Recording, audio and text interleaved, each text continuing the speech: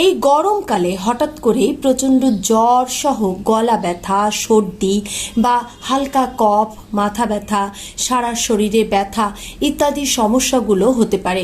এটা হয়ে থাকে অতিরিক্ত গরম এবং ঠান্ডার কারণে, যাকে আমরা আঞ্চলিক শব্দে সর্দিকর্মীও বলে থাকি। এই ধরনের সমস্যা হলে আজকের দেখানো রেমেডিটি মাত্র একবার সেবন করলেই সর্বোচ্চ ফল পাওয়া সম্ভব। সব বয়সের মানুষই এটা সেবন করতে পারবেন। রেমেডিটি অত্যন্ত সহজ, আপনারা দেখতেই পাচ্ছেন। এর জন্য আমি নিয়েছি রসুন ছাড়াও আর যে উপাদানটা লাগবে সেটা অত্যন্ত সহজ এবং এই উপাদানটা আমাদের রান্নাঘরেই সবসময় থাকে। কাজেই যে কোনো মানুষ যে কোনো স্থান থেকে এই রেমেডিটি তৈরি করে সেবন করতে পারবেন। এর জন্য খুব বেশি পরিশ্রম হবে না এবং অসুস্থ অবস্থায় অনায়াসে আপনি এই রেমেডিটি সেবন করে একবারে তৈরি করে আবার 3 বার পর্যন্ত সেবন করতে পারবেন। আশা করি আপনার জ্বর বা সর্দি, মাথা ব্যথা সহ অন্যান্য সিমটম যতই বেশি হোক না কেন এই রেমেডিটি সেবন করলেই তা একেবারে চলে যাবে। Hello viewers, welcome to my channel family limited. পরিবার ও স্বাস্থ্য বিষয়ক যে কোনো নতুন তথ্য সবার আগে পেতে চ্যানেলটি সাবস্ক্রাইব করুন। বিগত দিনগুলোতে আমরা দেখেছি যে ইদানিংকালে মানুষের সর্দি, কফ, কাশি বা হালকা জ্বরের সঙ্গে আরও বেশ কিছু উপসর্গ থাকে। এর মধ্যে একটি হচ্ছে শ্বাসকষ্ট।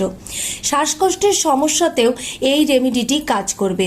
হালকা কফ, কাশি, জ্বরের সঙ্গে শ্বাসকষ্ট হলেও এই রেমেডিটি আপনি কিভাবে সেবন করবেন সেটা আজকে বলে দিব।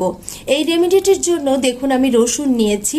রসুনগুলো দেশি রসুন, ছোট ছোট কোয়া। আমি এখানে নিয়েছি 2টি রসুন, মাঝারি আকৃতির 2টি রসুন। যাদের এই রসুন সংগ্রহ করা সম্ভব নয় তারা বড় রসুন, বড় মাপের একটি বড় রসুনও নিতে পারেন। রসুনগুলো খুব ভালো করে খোসা ছাড়িয়ে নিতে হবে এবং তার আগে এটা পানিতে ভেজাবেন না। রসুনগুলো আপনি এই রেমেডিতে ব্যবহারের সর্বোচ্চ 10 মিনিট আগে খোসা ছাড়িয়ে নিতে পারেন। অনেক দিন আগে খোসা ছাড়ানো বা ফ্রিজে সংরক্ষণ করা রসুন দিয়ে এই রেমেডিটি প্রস্তুত করবেন না, তাহলে এটা কার্যকারী হবে না। রসুনগুলো ছিলে নিয়েছি। এবারে যে উপাদানটি নেব তা হচ্ছে আদা নিয়েছি। আদাটা খুব ভালো করে ধুয়ে নিয়েছি, কিন্তু আদাটা খোসা সহ আছে। এবারে আদার খোসাটা ছাড়িয়ে নিতে হবে। আদার খোসাটা ছাড়াতে এই কথাটা আপনাদের বলি যে এই রেমেডিটি যারা দেখবেন তারা যদি আজকের দেখানো একদম সঠিক পদ্ধতিটি গ্রহণ করতে পারেন তাহলে হঠাৎ করেই হওয়া জ্বর বা ঠান্ডাজনিত রোগ দূর করার জন্য খুব বেশি সময় লাগবে না।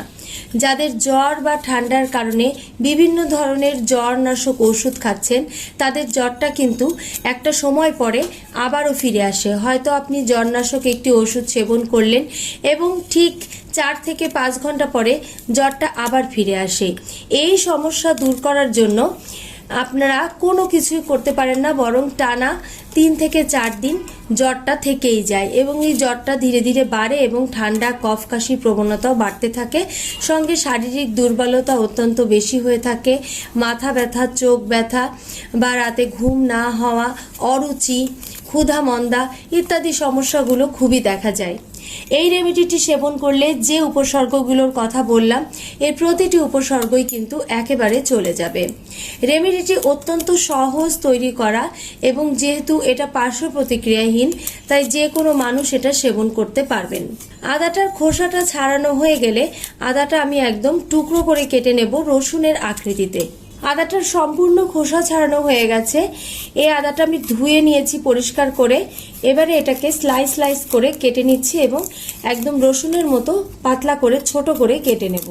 এই রেমেডিটি সেবন করলে যারা গলার বিভিন্ন ধরনের স্বরতন্ত্রের সমস্যায় ভুগছেন, বিশেষ করে যারা কণ্ঠের কাজ করেন, গান বা আবৃত্তির সঙ্গে জড়িত, তারা যদি এই রেমেডিটি সেবন করেন তাহলে খুব সহজেই আপনাদের এই ধরনের স্বরভঙ্গের সমস্যা দূর করতে পারবেন।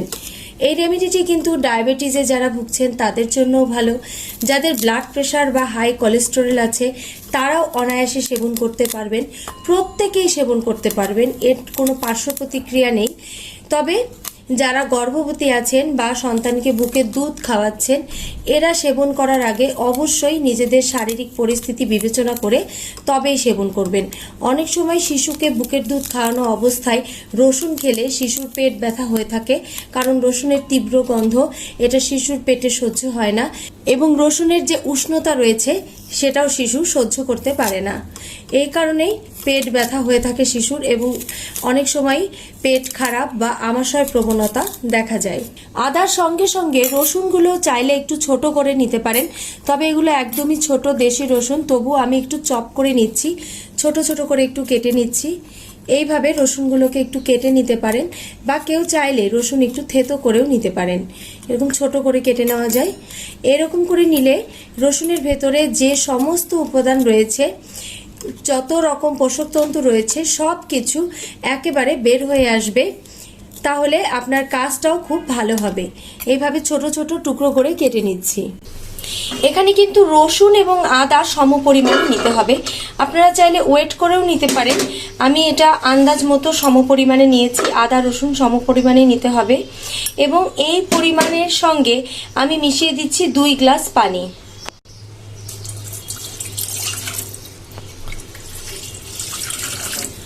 পানি দেওয়া হয়ে গেছে, এবারে এটাকে ফুটতে দিচ্ছি।